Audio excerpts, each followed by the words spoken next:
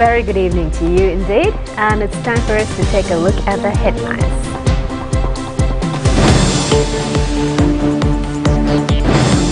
The president reiterates, despite the fact that the country has come out of the crisis, the challenges before the country continues. Minister Bandula Gunawardena says ministers are bound to safeguard the collective responsibility of the cabinet. 4 Sri Lankan nationals left abandoned in the Gaza Strip return to the island. Steps to recommence Rupavahini Youth Services volleyball tournament and the Turulu Shakti musical concert. Humanitarian ceasefire in Gaza extended by a further 2 days.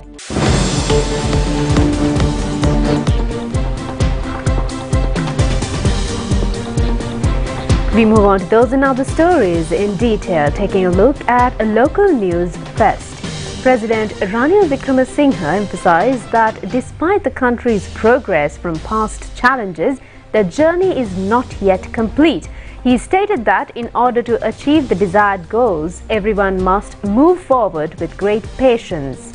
Now, the President also highlighted that the current government will consistently adhere to the principles and basic duties of state policy management outlined in Chapter 06 of the Constitution rather than pursuing political policies. These remarks were made during his address at the Sanasa National Convention 2023 held at the Sugatadasa Indoor Stadium in Colombo today.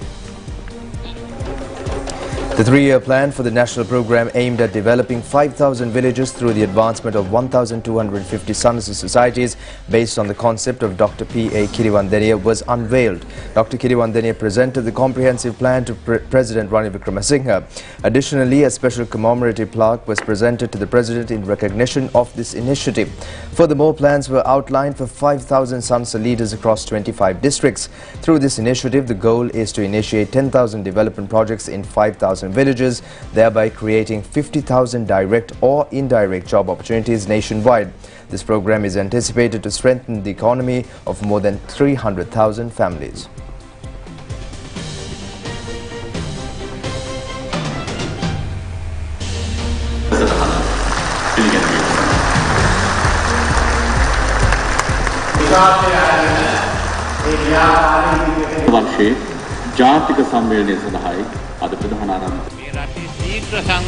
President Ranil Wickremesinghe in his address highlighted that the contribution of businesses like Sanasa will significantly aid the government's efforts to build the country's economy.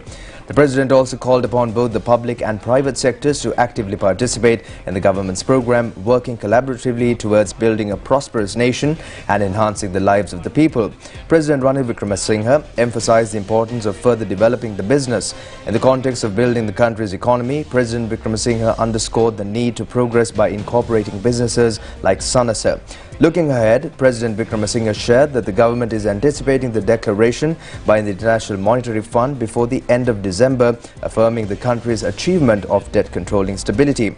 However, he emphasized that obtaining this certification alone does not resolve all challenges. The government aims to secure concessional interest to manage and settle existing debt.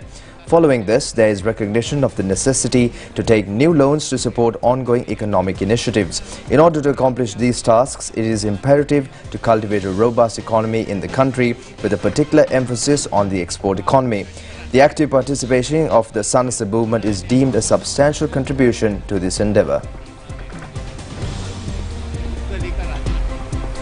Former Minister Roshan Ranasinghe has presented facts before Parliament today on 2 charges launched against him. The accused have spoken with the opposition leader regarding cricket and also attributing Mahaveli lands among his friends. Parliamentarian Roshan Ranasinghe said that the opposition leader has called on him and asked him to come to his office. He added that accordingly he has arrived in the opposition leader's office, where he also met the Indian High Commissioner. The parliamentarian did not ask the opposition leader why he was called to appear. Parliamentarian Roshan Ranasinghe further said Cricket Control Board officials frequently mentioned the name of Jai Shah. He further said that he wanted to know whether there were any dispute with the BCCI or the ICC. Opposition leader Sajid Premadasa said that he had asked the member to come to his office in order to remove the cricket ban imposed against the country. He further said that he was also looking into the possibility of the involvement of Indian High Commissioner to resolve the problem. The opposition leader also said that he had no intention to engage in a political conspiracy with Roshan Ranasinghe. Cabinet spokesman Minister Dr. Bandulu Gunawardena says that the cabinet ministers are bound to safeguard collective responsibility. He has made these remarks at a cabinet media briefing today. Minister Dr. Bandulu Gunawardena said that he always takes measures only after informing the cabinet, despite the fact that he has been entrusted with numerous forms of authority through acts and regulations. He has recalled of the incident of fully halting transport in the expressway in order to protest the government policy. The minister also said that he has enlightened the cabinet on this issue and pointed out the need to take appropriate measures to prevent obstructions to travelling. He further said that he has acted under the policy of collective responsibility of a cabinet minister. He further said that if he goes out of the parliament and discuss on what was happening in the cabinet, then it would become extremely difficult to maintain the cabinet functionings. All heated arguments taking place in the cabinet should end then and there. Only the president has a complete legal constitutional power to appoint cabinet ministers or to remove them from office. The decisions of the president could not be questioned by the parliament or by any other body. Minister Gunawardena also said a cabinet minister should resolve the problems after discussing them with the government. If there is any ambiguity, it should be clarified with the cabinet itself. The minister also stated that in the past, the ministers who acted against the cabinet traditions were removed by the president of those times. Today was the sixth day in the debate on the third reading of the budget. The votes of the ministries of public administration, provincial councils and local government were taken up for discussion.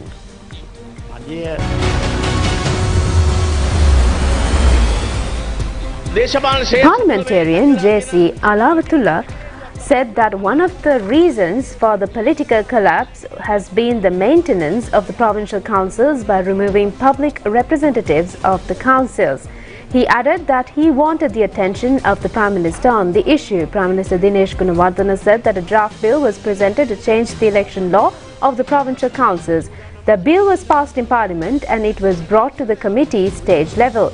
At the committee stage, half of the draft bill was subjected to a revision. The Prime Minister further said that they are ready to hold the provincial council poll. He further said that he was convened a discussion on the issue according to a decision of the Cabinet of Ministers. The Prime Minister added that, however, that the opposition, including the party of the member who had raised the question, did not participate in the meeting. He also said that the election law cannot be changed in 2 weeks. The Prime Minister further said that the TNA has also accused the government regarding the holding of the election. He also said that the minister who had brought the draft bill when he was in power had now voted against it. The cabinet should act with a sense of discipline. The government must act according to a policy. The Prime Minister has recalled that in the past many ministers had resigned and sometimes removed from power. He said that two prominent UNP ministers, Gamani Dissanayake and Lalit Atulathmudali, had been expelled from the government. Minister of Irrigation Pavitra Vanyarachi has assumed duties at the ministry office in the Mahaweli Authority this morning. State Ministers Shashindra Rajapaksa, Siripala Gamlat and Parliamentarian Jagat Samaravikrama have also graced the occasion. Pavitra Vanyarachi has handed over the letter of appointment to the new Secretary of the Ministry, UDC Jailal. The Minister, in addition to her ministerial portfolio, is functioning as the Minister of Wildlife and Wildlife Conservation. Upon assuming duties, she has discussed on the future program with the Ministry officials. Minister Pavitra Vanyarachi said that they are receiving a salary and therefore they have a responsibility for the people. She added that they must pay their debt to the people. The minister has also pointed out that they should look at the issues according to the law and added that all are bound by responsibility to a greater or to a lesser extent. 4 Sri Lankan nationals who have been abandoned in the Gaza Strip returned to the island unharmed. The Consular Division of the Ministry of Foreign Affairs has extended facilities for the safe return of the 4 Sri Lankan nationals. The officials in the Sri Lankan embassy in Cairo, who have been engaged in coordinating duties with the Egyptian authorities, were reported to have arrived in the Rafah border to take charge of the 4 Sri Lankans. The Foreign Ministry further says up to now, 15 Sri Lankan nationals have been rescued from the Gaza Strip via the Rafah border. A decision has been taken to recommence the Rupavahini Youth Services Volleyball Tournament and the Thurunu Shakti musical concert. The relevant memorandum of understanding were signed at an event presided over by the Minister of Mass Media, Dr. Bandula Gunawardena. Chairman of the Sri Lanka Rupavahini Corporation, Dr. Prasad Samarasinghe, and Chairman of the National Youth Services Council, Pasindu Gunaratne, have signed the agreement at the Ministry of Mass Media. The Rupavahini Youth Services Volleyball Tournament district competitions are scheduled to commence from Mannar on the 29th. The finals will be played on the 23rd of next month. Heads of media institutions and other officials were present at the occasion. Minister Dr. Bandula Gunawardena said that in the past, Thurunu Shakti program had been an enormous source of strength to the rural youth community. The minister has also expressed hope that the recommencement of the Thurunu Shakti in the village level would create rejuvenation among the youth. Commencing on the sport of volleyball, the minister had stated that previously there had been volleyball players of international status in the villages. He further said that 2 state institutions specializing in sports and music have got together to uplift the rural youth. Chairman of the National Youth Services Council, Pasindu Gunaratne, said that the National Youth Services Council and Sri Lanka Rupavahini Corporation are getting together to introduce a reality program for the first time in the country. There's a close connection between the national sport volleyball and the National Youth Services Council as well as the Sri Lanka Rupavahini Corporation. The district level competitions will be conducted in the next month for the 35th occasion.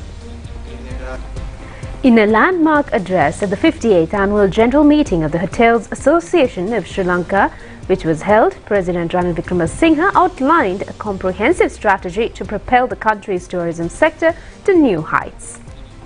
Focused on surpassing the target of 5 million tourists and redefining traditional approaches, the President's vision extends to achieving 7.5 million visitors in the coming years. The President emphasized the need for innovative thinking and collaboration within the industry to ensure sustainable growth. The President acknowledged the need to move beyond the existing framework and embrace competition to elevate Sri Lanka's standing in the global tourism market. President Wickremesinghe stressed the importance of increasing the number of tourists to 2.5 million in the upcoming year and subsequently expanding on this figure.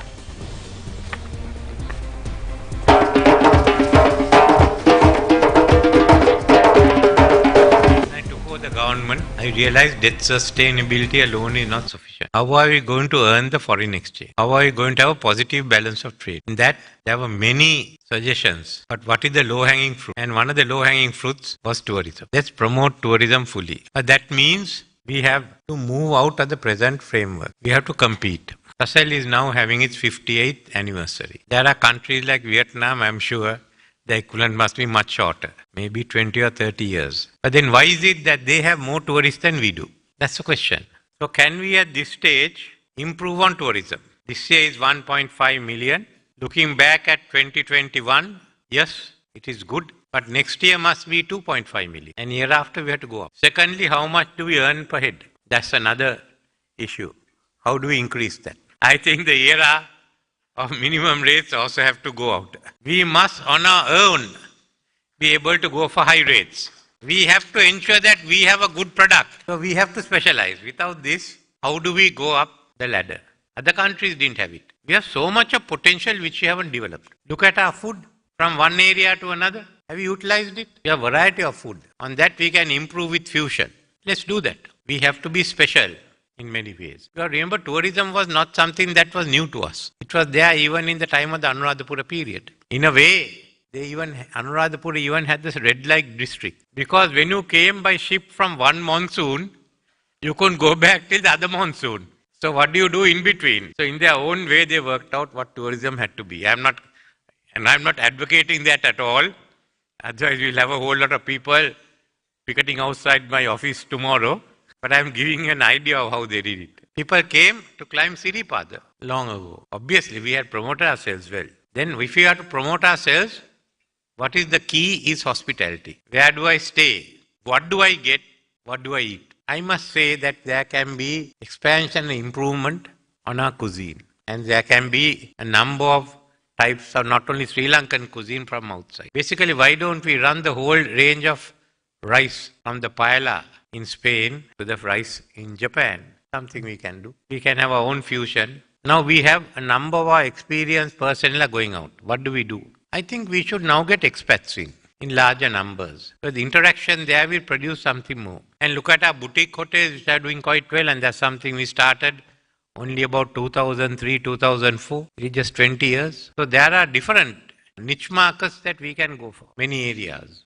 We'll be promoting golf tourism. We are putting together our tourism proposals and also where we can really develop. What are the availabilities for tourism? What are the availabilities for other sports? Now, first thing is, how do we keep people in Colombo? What is there for them today? Very little. You go to a museum, it's short run. Go to Gangarama, you look at the Independence Square and back. So what are we planning? All the way up to the Independence Square, it will be a new area. We want to develop our museum, make use of other areas for arts and entertainment. But you all have to chip in. Help us to do it. Give us ideas. That's what you're planning. Minister Dr. Bandara Gunawardena has presided over a special discussion on the future development activities of the Meegoda Ayurvedic Hospital at the hospital premises today. The Meegoda Ayurvedic Hospital is considered as the foremost Ayurvedic hospital in the Western Province, being maintained according to the indigenous medical system. Minister Dr. Bandara Gunawardena said on this occasion that the Meegoda Ayurvedic Hospital will be developed as a national hospital on neurological diseases. Minister Dr. Bandara Gunawardena said that a preliminary discussion has been taken to develop the Meegoda Ayurvedic Hospital as a national Ayurvedic centre.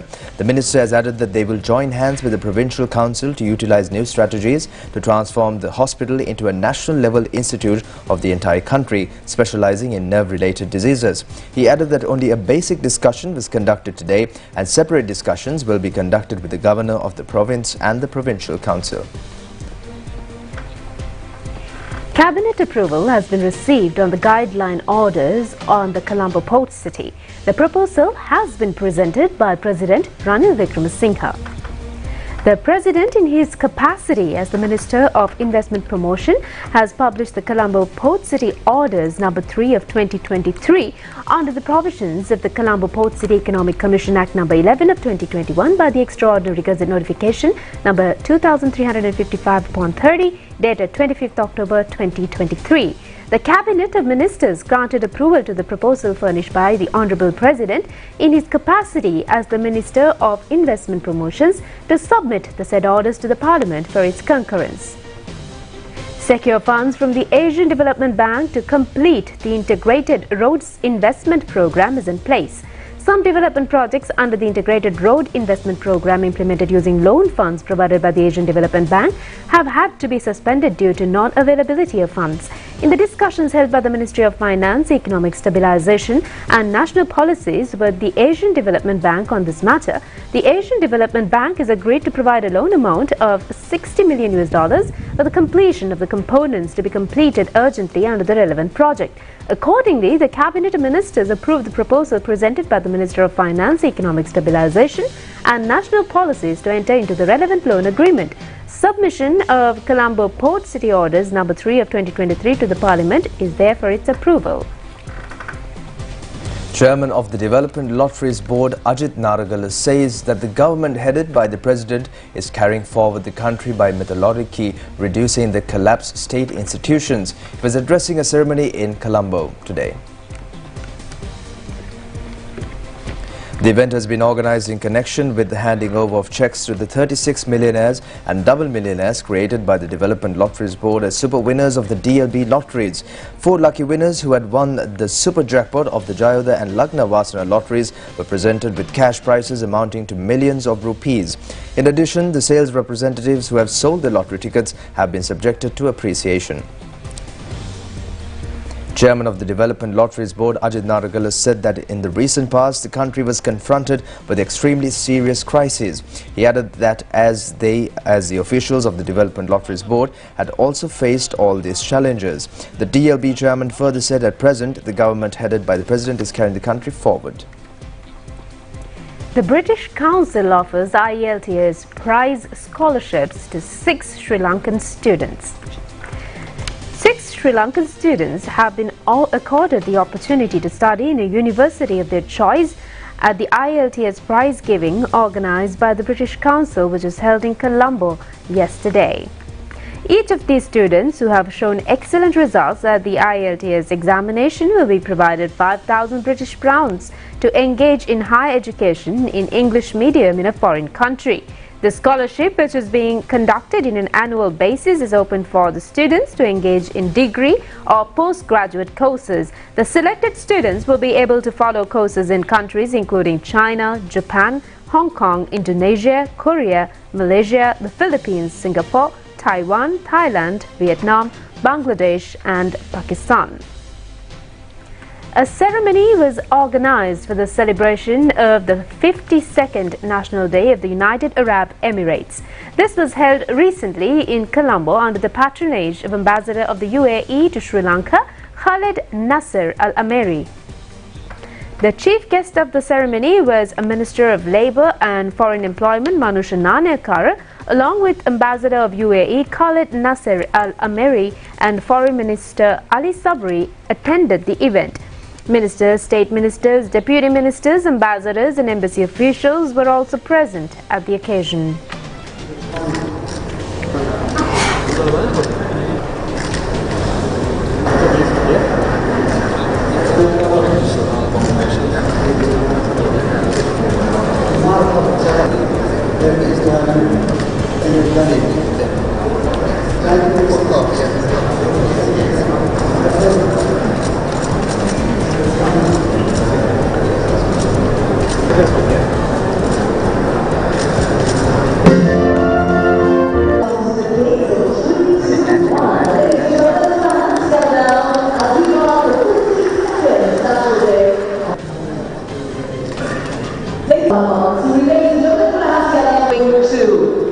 The COP20, ladies and gentlemen, from Malta, represented by Dubai, I'd like with herself a return care ticket.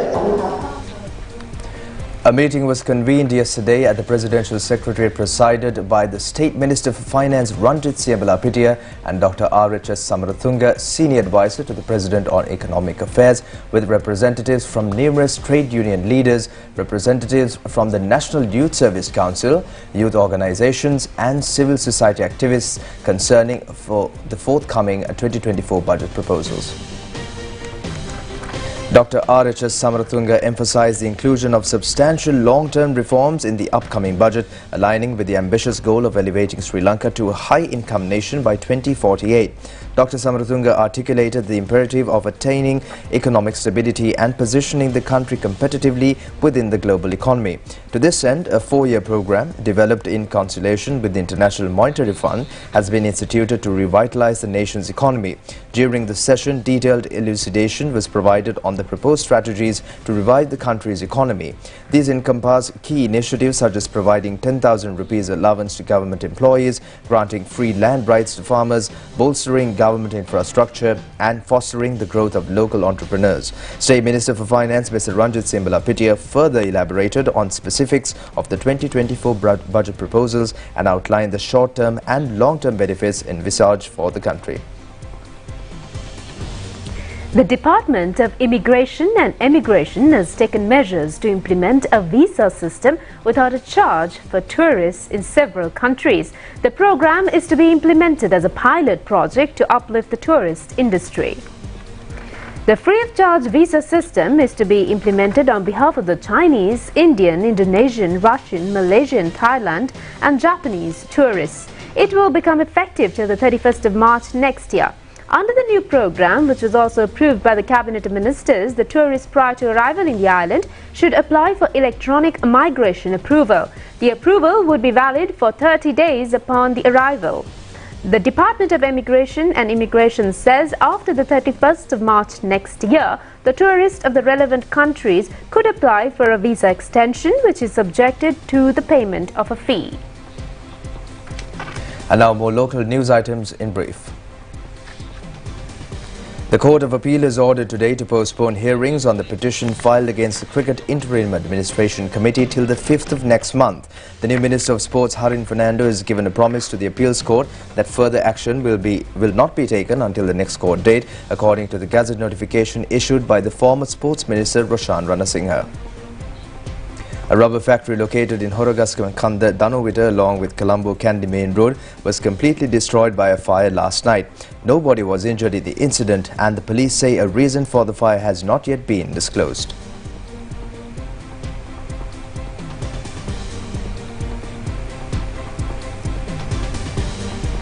A lorry has hit the back of a container truck last night in the expressway between Aturugiri and Kottava, killing a woman who travelled in the lorry. The driver with serious injuries is receiving treatment at the hospital.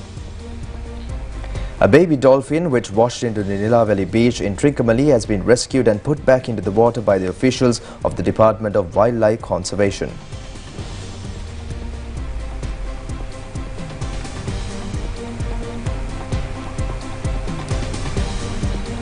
A three-wheel driver was killed in the spot when the vehicle was travelling hit a lorry in Vevita Bandaragama. Two children aged 6 and 14 years travelling in the three-wheeler were injured and admitted to the hospital. The victim was a 61-year-old person, the grandfather of the injured children. Lorry driver has been arrested and scheduled to be produced before the Panadura Magistrates Court.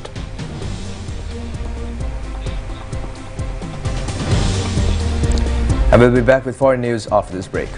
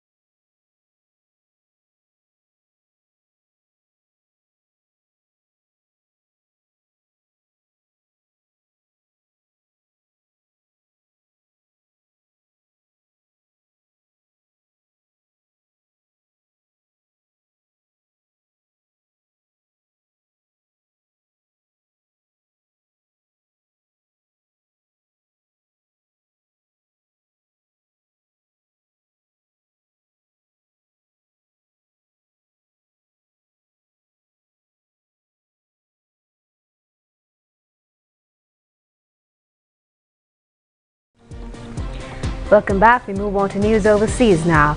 The temporary ceasefire between Israel and Hamas has entered its 5th day after a 48-hour extension was agreed. 3 Palestinians will be released from the Israeli prisons in exchange for each Israeli hostage returned from Gaza. 11 Israeli hostages were released early today by Hamas as part of today's hostage deal mediated by Qatar. They include French, German and Argentinian dual nationals. Qatar said. Meanwhile, 33 Palestinians, including 30 children and 3 women, were released from Israeli prisons. The hostages are currently undergoing medical assessments. Hamas says it is not holding all the captives in the Gaza Strip, which could complicate efforts to free the most vulnerable. A senior Hamas commander in Qatar has told BBC that some of the civilian hostages are held by smaller groups like Palestinian Islamic Jihad. The source says 10 hostages will be released today and another 10 tomorrow, but these numbers have not yet been confirmed by Israel. Moving on to more foreign news, all 41 construction workers who became trapped in a tunnel in northern India after a landslide on the 12th of November have been rescued.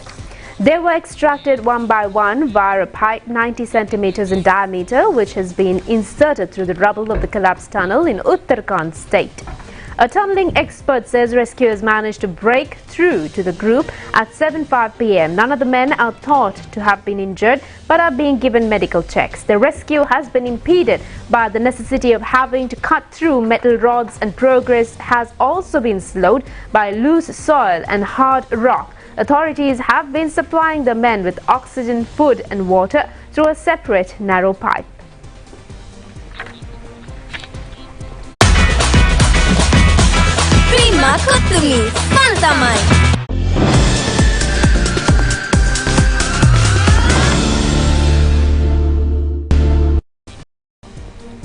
Sri Lankan female cricketer Chamari Atapattu, who has been displaying exceptional skills at the Australian Women's Big Bash 2020 cricket tournament, has been felicitated with the award of Best Player in the tournament. Chamari Atapattu is representing Sydney Thunder's team in the current tournament. She is so far the second highest scorer in the tournament, scoring 511 runs in 13 encounters. She has also captured 9 wickets. The Sydney Thunder's team has been successful in gaining eligibility in the semi-final round of the tournament.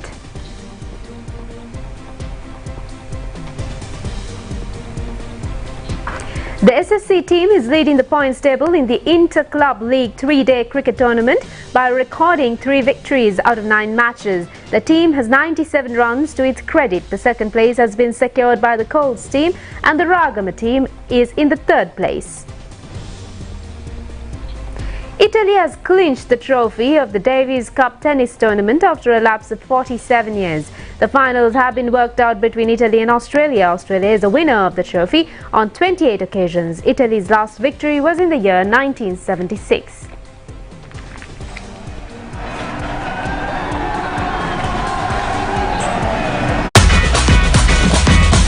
Prima Kottumi, Pantamai.